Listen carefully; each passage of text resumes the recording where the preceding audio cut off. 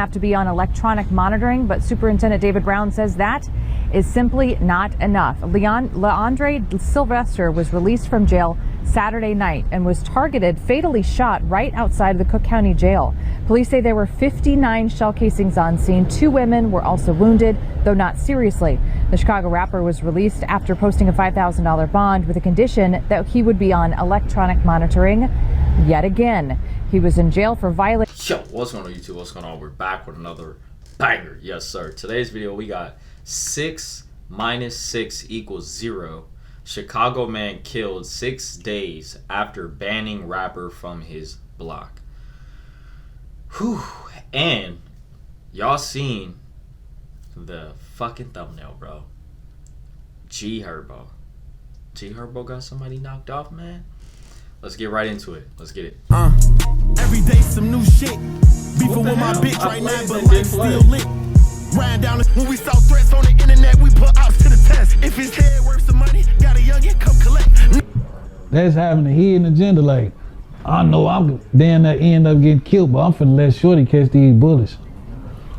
I'm finna let him do all this. All that shit, hidden agendas, for like, you shouldn't have no hidden agendas behind your homies, for everything should be genuine. Like, you shouldn't come get a nigga for some shit you want another nigga to do, or yourself to do. Heard y'all talk to y'all like cool again, or what? What's the relationship like now? No, hell no. Oh, so y'all still? No, hell no. What about Bibby? I talked to Bibby. That's my cousin, man. I don't care what a nigga think about me. Nigga call me a bitch. Nigga 100 million times. Yes. I don't care. Like, I'm not even gonna feed into it. And some people gotta learn the hard way. In this era, clout feel like currency. A Chicago rapper slid back through his old neighborhood. The cameras was rolling, video being recorded, having a good time, showing love. Imagine bringing your side project to life just by thinking about it. Meet Base 40.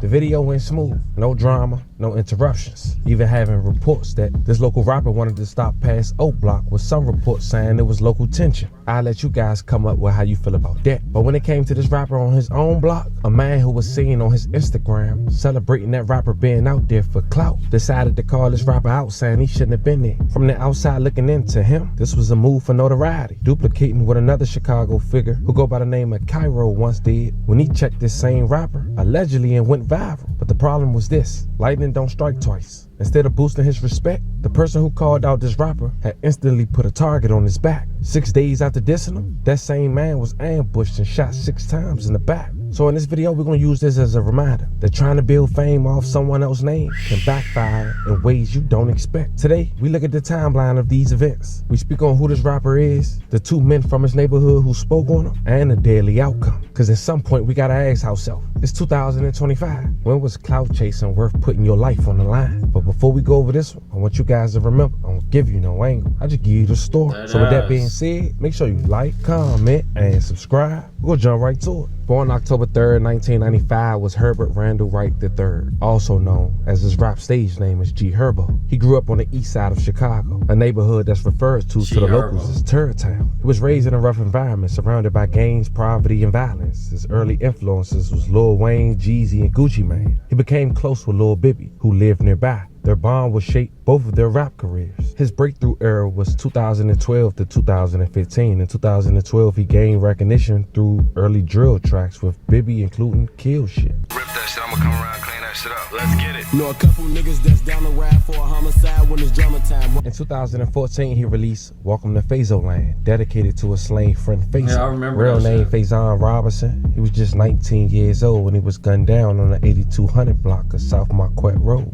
He was pronounced dead at 9:50 p.m. May he rest in peace and level condolences to his family. Officers responded to the scene at around 9:35 p.m. to a call of a person being shot on the 2900 block of East 79th Street. When they arrived, officers found Robinson with a gunshot wound to his back. Robinson was taken to South Shore Hospital, where he later pronounced deceased. To this day, 15 years later, no one is in custody for his demise. So when G Herbo dropped Welcome to Phaso Land 4 years later in 2014, this mixtape separated him from the drill peers because of his storytelling. In 2015, he followed up with Ballin' Like I'm Kobe, named after another fallen friend. Now Kobe's real name was Jacoby Herring. He was a member allegedly of NLMB. At the early hours of August 10, 2013, a tragedy struck in Chicago's South Chicago's neighborhood. At around 4 a.m., 21-year-old Jacoby Herring, aka Kobe, was found unresponsive in the 2400 block of East 79th Street, where he from. He had suffered from multiple gunshot wounds to both his head and body. Despite living in that neighborhood, his life was cut short miles away from his home. And just like Phaso murder, Kobe murder remained unsolved. Now here's an old video that was posted by NLMB Cairo, who we'll later talk about, with G Herbo and Kobe while he was on the block just minutes before Kobe losing his life. Squad out here for my boy, No Limits George. Happy B-Day to my nigga George. Thanks. Got the Gucci watch on. Yeah, get Vanessa. this motherfucking $2,500 watch on that, man. What up, fool? Let me get some weed. This nigga get this footage. Hold on, dude. What? Say something to the camera, Also bitch. on Instagram stuff. Motherfucking Instagram. K-Man, the snowman, you feel me? Following his death, KTS Vaughn, a rival gang member, released a diss track titled Kobe, and LMB Kobe Diss. But like they say, it's no fun when the rabbit got the gun, cause KTS for then have a tragedy on their end. KTS Vaughn, brother ItzJay, was gunned down while leaving the jail. Minutes later, technically still on the property. Over 60 shots was let off. He was DOA on the scene. May he rest in peace and level condolences to his family. The exact date was July 13, 2021. Chicago's top cop says 59 gun shell casings were found after the shooting of a rapper right outside the Cook County Jail. Superintendent Brown using this case and that situation as a reason to push for keeping. Damn. Nigga. Right outside of the jail. They didn't give no fucks. 59 shots, nigga. Right outside the jail. Like, the police are right there. 59 shots, nigga, skirted Violent off. offenders in jail. Elizabeth Matthews is live at CPD headquarters with more. Elizabeth? Sally and Anthony, the superintendent, showing his shock and dismay that this violent repeat offender was let out of jail this weekend. The 31-year-old did have to post bond, and as a condition of posting that bond was going to have to be on electronic monitoring. But Superintendent David Brown says that is simply not enough. Leandre Sylvester was released from jail Saturday night and was targeted, fatally shot right outside of the Cook County Jail. Police say there were 59 shell casings on scene. 2 women were also wounded, though not seriously. The Chicago rapper was released after posting a $5,000 bond with a condition that he would be on electronic monitoring yet again. He was in jail for violating his bond following several weapons, assault, and habitual criminal charges. All these prior arrests, these serious felonies, these very violent crimes didn't keep him in jail. And it created an unsafe environment for others to put him on electronic monitoring.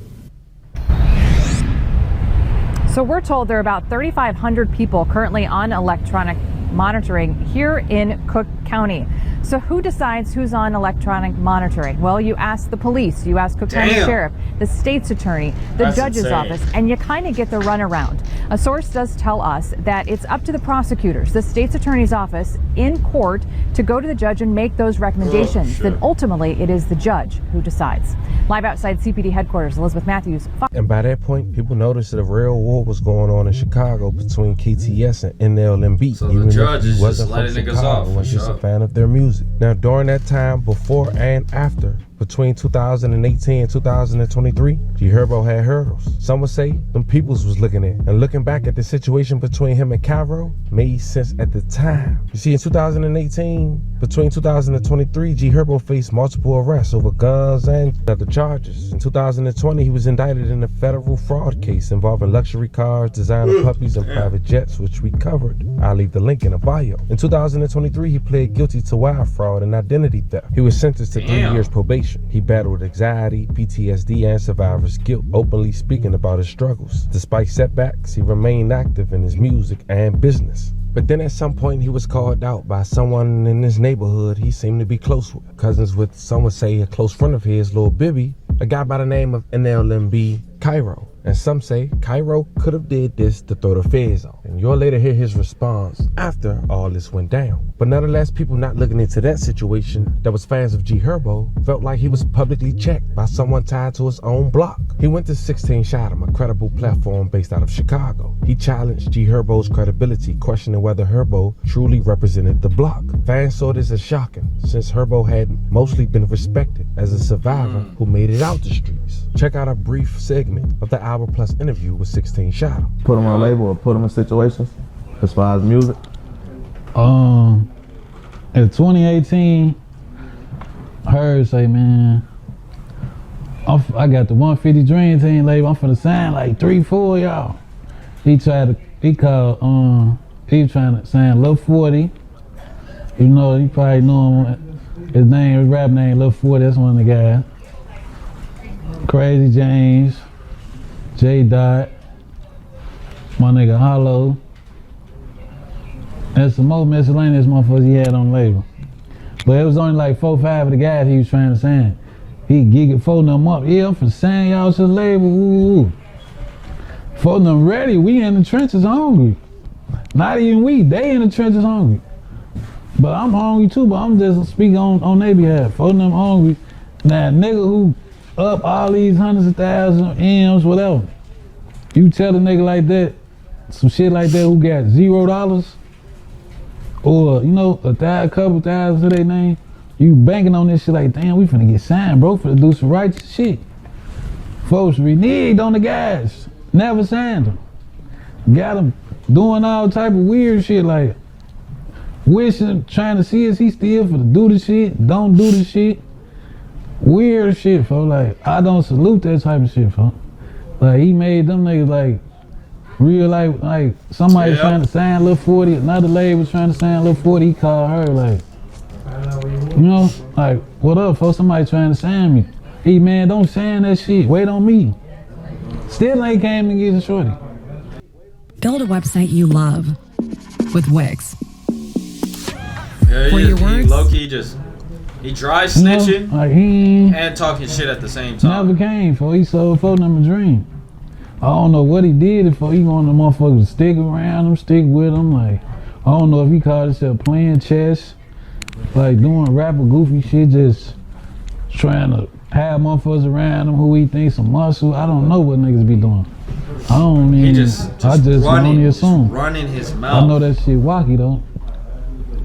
So, you know, how does that feel? Like, does that feel like shit was down there fake the whole time type shit being used? Yeah, that shit'll make a motherfucker feel used, so. Like, there shouldn't be no hidden agendas with the guys, so like, I can't go, you know, I can't go get a motherfucker. Yeah. I'd be wrong if I say, He talking too if much. I go. Bro, he's been talking for damn near like 5 minutes straight. And like I said, he dry snitching and just talking shit at the same time, bro. He talking way too much. Get a young nigga that's younger than me saying, I can see.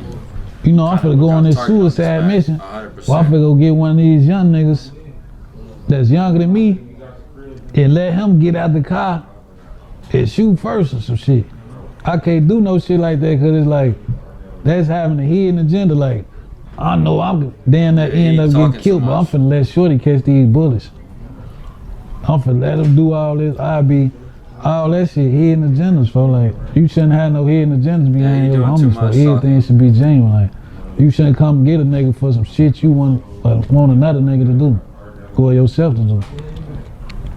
So is there anybody like around him that ever like bring this to his attention or have these combos with him and try to see like where his head at or why he not doing them type of things? Oh yeah, he always just sold motherfuckers dreams, for like, offer to make sure phone them straight. Yeah. He called me. He said, Cairo, you want the 150 How long chain? does he still talk for? I said, yeah, grab that motherfucker, I'll take it. Oh my goodness. You know, I'll wear that motherfucker. People been getting like 15 150 chains in like 2018. It's a whole interview. The bitch out to the guys. He never did that. Lied about that. Like niggas just be lying for like that's. And it's a bunch of jealousy. It seemed like this nigga is jealous, bro. Like, it's jealous. I get he said he gonna do it, but why you gotta speak on it? You feel me? Like, if you was a homie, a real one, why you gotta even speak on it, nigga? Just you could have told him, pressed him about it. Like, hey, bro, like, hey, what's going on? Like, you've been saying this for a little minute and nothing's been happening. You feel me? Like, I've been staying down. You feel me? That's a talk you have with him on the side. Not that you go on the fucking internet, try to get some clout and talk shit about him when it's supposed to be your that rap shit. I don't be knowing the best that niggas was before rap, but I just say shit. That's that rap goofy shit. Like don't sell me no dream. I wasn't thinking about no change before you even asked me about that motherfucker. I was living life, let my shit that go day by day. I feel like this gonna shock a lot of people because like, you know, he one of my favorite rappers, and that's down there like the reason, like the image type shit, the shit that I seen and believe type shit, like.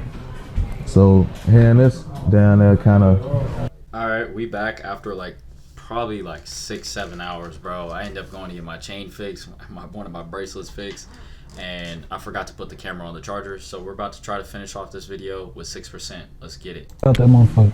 I was living life, let my shit that go day by day. I feel like this gonna shock a lot of people because like, you know, he one of my favorite rappers, and that's down there like the reason, like the image type shit, the shit that I seen and believe type shit, like. So hearing this down there kind of, man, you know, that shit kind of be fucked up for me. That shit shock a lot of niggas, for like every nigga who rap not rapping what they living for. You know? Damn, yeah, he like, talking mad shit. In the world, it's not rapping what they living. It's niggas from every state not rapping what they living. But we grew up on this shit. Like, it's niggas growing up under her right now. Like, I don't listen to G Herbo. He a gangster. You know? Bro, bro ain't rapping what he living. Or he ain't no goofy though. Like, you know? He not no, so he I said won't his say name. he no lame, let a nigga whoop him, or he won't clap a motherfucker if they play with him. We have got to the point where literally anybody. So you don't think that you gonna get clapped for disrespecting him, talking shit, talking down on him, mentioning other stuff that's low-key dry snitching? You don't think that's gonna catch up with you? You don't think he find that disrespectful? You don't think that somebody in his crew or gang or whatever the fuck he got going on find you disrespecting him?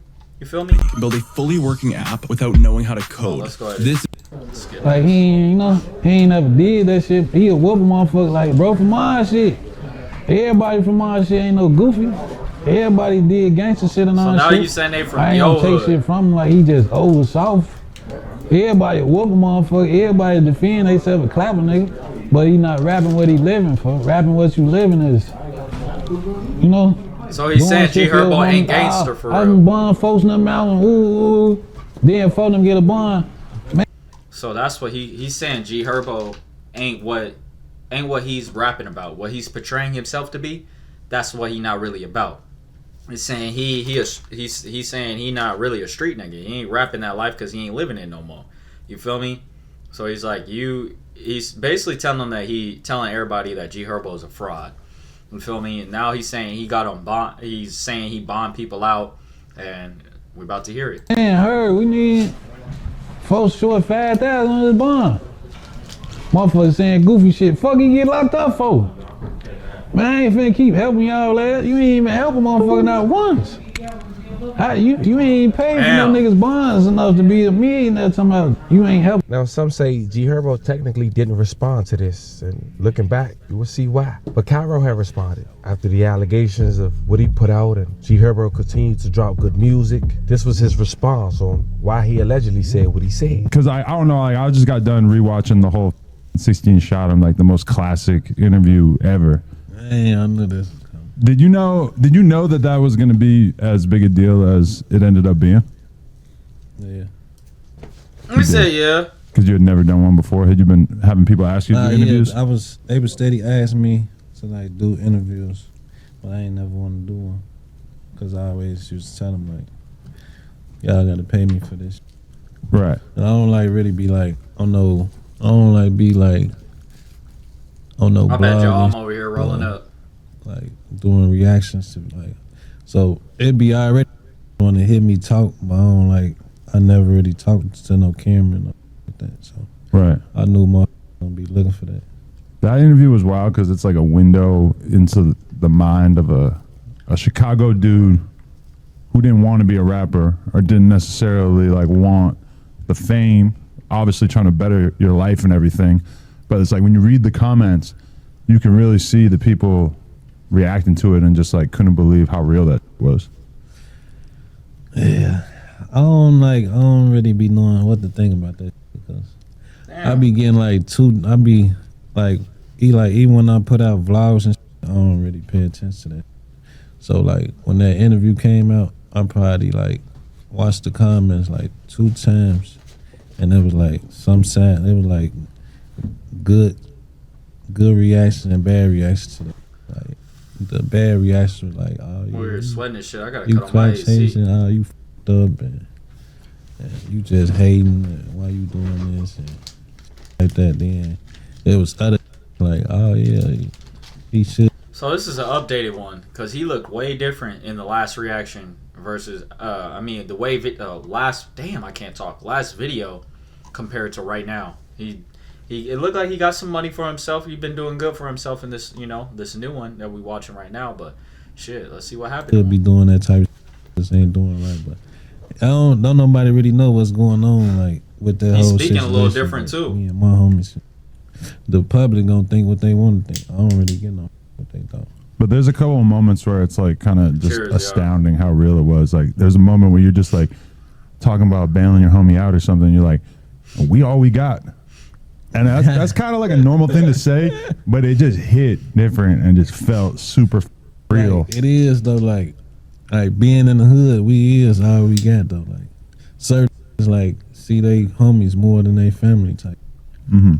Like I don't want to just like base all this shit off of like him, but I'm just speaking like in general. Like this shit got nothing to do with him. I'm saying like this happens in the streets on every hood, every